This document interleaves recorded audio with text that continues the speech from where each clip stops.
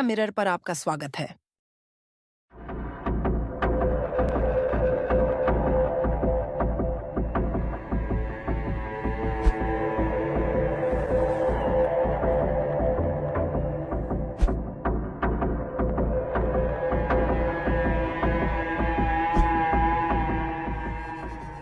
पूर्णिया के तनिष्क शोरूम में लूट का मुख्य आरोपी और सरगना चुनमुन झा का खेल खत्म हो गया है। अररिया में एसटीएफ की टीम ने सुबह सवेरे एनकाउंटर में उसे ढेर कर दिया।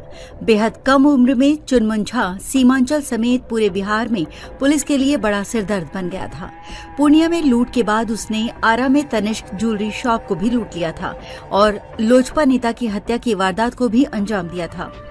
एक पुजारी का पोता चुनमुन झा आखिर कैसे बेहद कम उम्र में अपराध की दुनिया का बादशाह बन बैठा, उसकी पूरी कहानी हम आपको इस वीडियो में बताएंगे। सबसे पहले ये जान लीजिए कि आखिर चुनमुन झा कैसे आज एसटीएफ की गोलियों का शिकार बन गया। दरअसल आज तड़के सुबह एसटीएफ को 2 अपराधियों के मूवमेंट की सूचना मिली थी।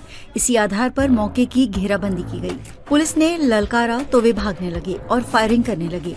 एसटीएफ ने जवाबी कार्रवाई की। एक अपराधी घायल हो गया, उसे अस्पताल भेजा गया जहां उसकी मौत हो गई।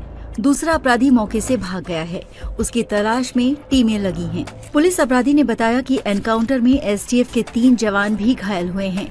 जिस अपराधी को गोली लगी थी उसकी क्रिमिनल हिस्ट्री थी और अररिया जिले का ही कुख्यात बदमाश था। वो कई बैंक लूटकांड में संलिप्त रहा है।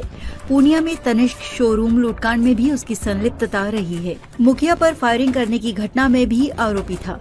उसकी पहचान चुनमुन झा के रूप में हुई है।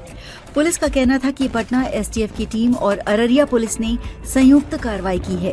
दोनों टीमों ने नरपतगंज में तलहा में अपराधियों को घेर लिया था। एनकाउंटर में 3 एसटीएफ के जवान घायल हो गए हैं। सभी को इलाज के लिए अस्पताल भेजा गया है। घटना पर अररिया एसपी अंजनी कुमार सिंह भी पहुंचे। मौके से साक्ष्य जुटाए गए हैं। पुलिस के मुताबिक चुनमुन झा को करीब 6 से 7 गोलियां लगी हैं। सदर अस्पताल अररिया में उसका ईसीजी और अन्य जांच की गई, जिसके बाद डॉक्टर ने उसे मृत घोषित कर दिया। मारे गए अपराधी चुनमुन झा के पास से अमेरिकन पिस्टल जब्त की गई है। आपको बताते हैं कि लोगों के घरों में पूजा कराने वाले एक पंडित का पोता कैसे अपराध की दुनिया का बेताज बादशाह बन गया। एनकाउंटर में मारा गया कुख्यात चुनमुन झा शुरू से आपराधिक प्रवृत्ति का युवक था। छोटी मोटी चोरियां करके अपराध की दुनिया में उसने कदम रखा, जिसके बाद साल 2021 में पूर्णिया में लोजपा नेता अनिल उरांव के अपहरण के बाद हत्या में उसका नाम जुड़ा था। उसी के बाद चुनमुन उर्फ राकेश झा अपराध की दुनिया में लाइमलाइट में आया था। एसटीएफ ने उस पर 3 लाख रुपए का इनाम घोषित कर रखा था।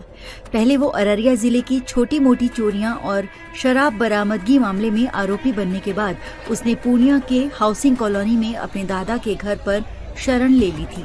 उसके दादा पूर्णिया के पंचमुखी मंदिर में मुख्य पुजारी हैं। शुरुआत में चुनमुन झा पूर्णिया में अभिषेक सिंह नाम के एक युवक के संपर्क में आया था। फिर हाउसिंग कॉलोनी में चोरी छिपे अपराधियों का ट्रेनिंग सेंटर चलाने लगा था। इस दौरान वो कुख्यात बिट्टू सिंह के संपर्क में आया, जिससे उसके हौसले बढ़ते गए।